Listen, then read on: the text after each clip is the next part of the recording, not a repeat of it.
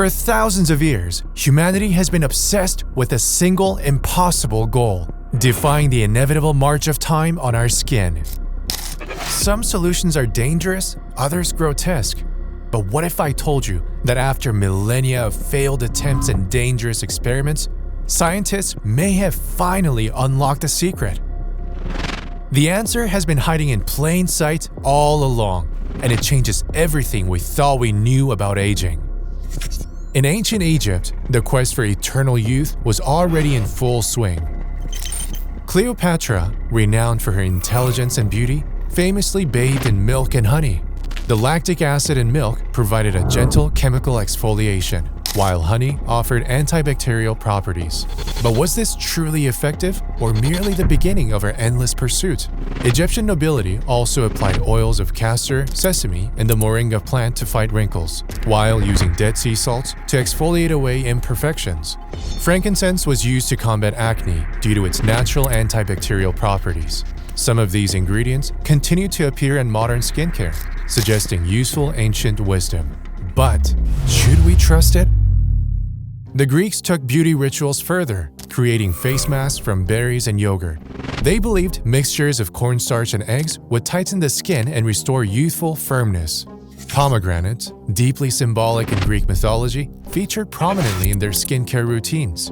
But desperation sometimes led to dangerous extremes. Some Greeks applied a pale powder containing lead, chalk, and, bizarrely, crocodile excrement to achieve the coveted pale complexion of nobility. Many paid the ultimate price as lead slowly poisoned their bodies. In ancient China, rice water was used to cleanse the skin. This practice continues today in many Asian skincare routines. Pearl powder was applied to hydrate skin and reduce melanin production. Chinese emperors even consumed mercury in their desperate quest for immortality, a toxic practice that inevitably hastened their deaths rather than preventing them.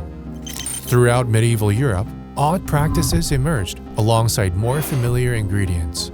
While some women used cucumber and rosemary to cleanse their skin or applied honey mixed with flower petals as masks, others turned to bizarre remedies like rubbing the blood of a hare on freckles to eliminate them, or licking amethyst crystals before applying them to blemishes. Perhaps the most disturbing was the Renaissance and Elizabethan era's obsession with lead-based cosmetics. Queen Elizabeth I, obsessed with covering smallpox scars, applied thick layers of white lead to her face, leaving it on for a week before reapplying. The skin beneath would turn gray and wrinkled, prompting even thicker applications. This deadly beauty regimen likely contributed to her death. Some noble women even resorted to bloodletting to achieve a fashionable pale complexion. For centuries, an even darker remedy persisted in folklore: the horrifying legend of Elizabeth Bathory, who allegedly bathed in the blood of virgins to maintain her youth. This macabre tale represents the extremes humans would consider in their desperate search for eternal beauty. What's remarkable is how many of these ancient practices continue today, repackaged with modern marketing. Apple cider vinegar treatments and toothpaste spot remedies persist as natural solutions, though they often do more harm than good. Throughout human history, the quest for youthful skin has led to practices ranging from the benign but ineffective to the downright deadly. But what if science has finally cracked the code? What if the answer isn't found in exotic ingredients or painful procedures, but something far more fundamental that we've been overlooking all along?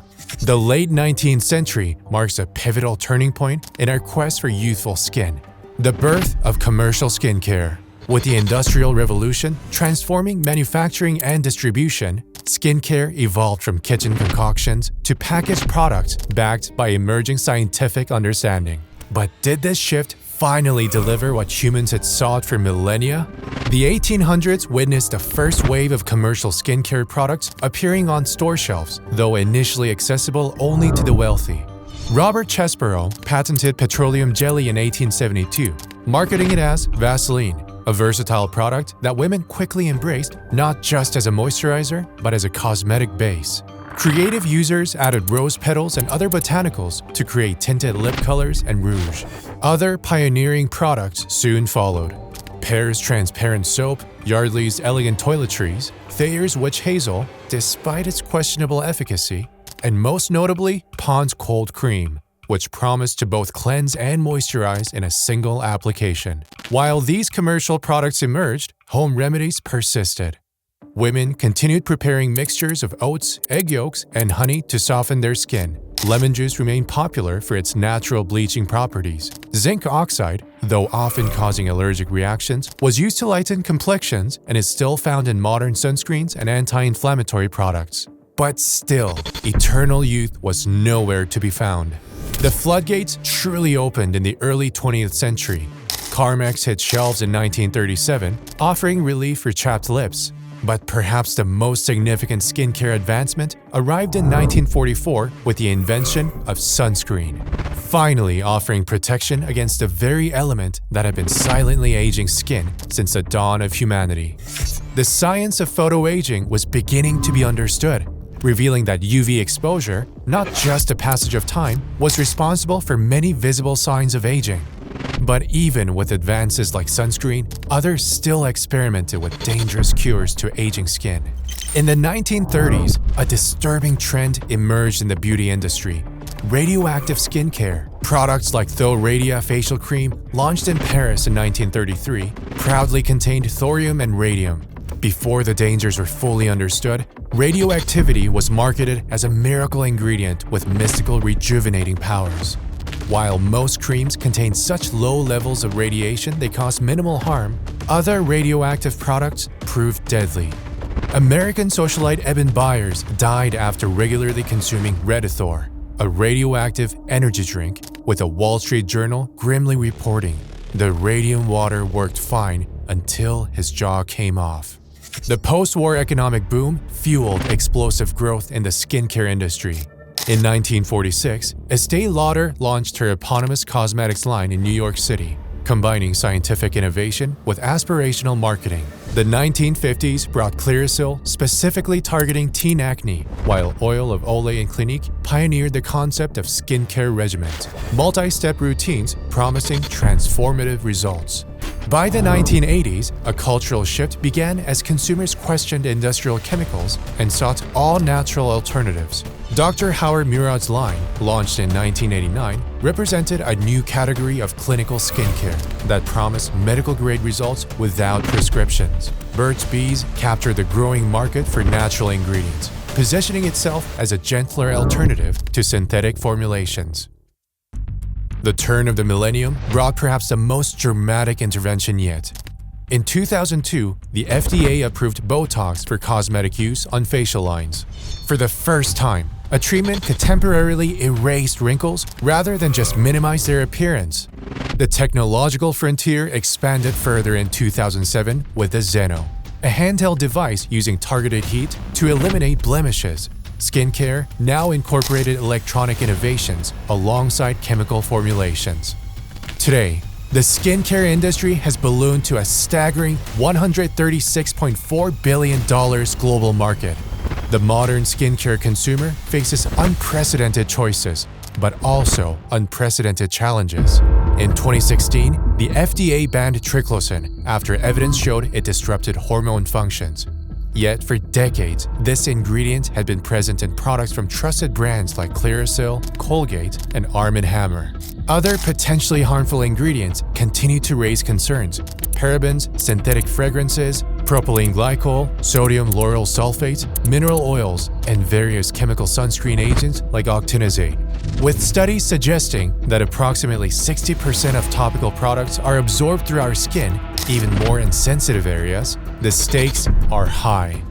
Our largest organ, the skin, silently processes whatever we apply to it. The modern skincare consumer must navigate marketing claims, pseudoscience, genuine innovation, and legitimate safety concerns.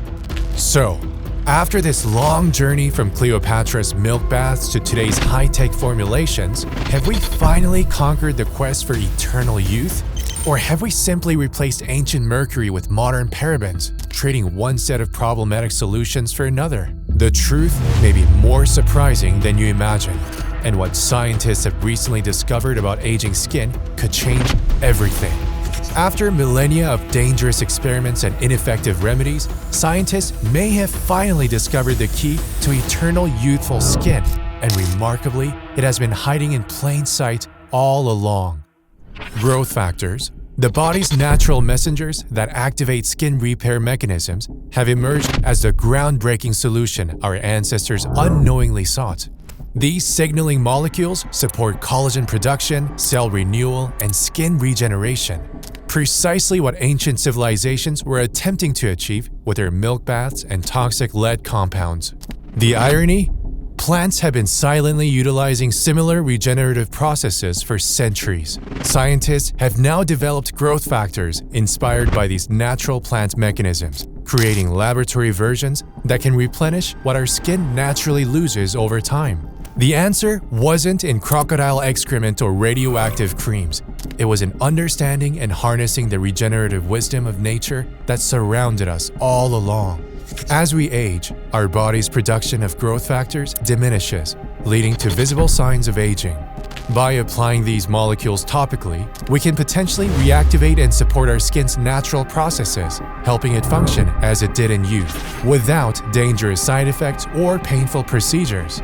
Could this finally be the end of humanity's failed quest for eternal youth?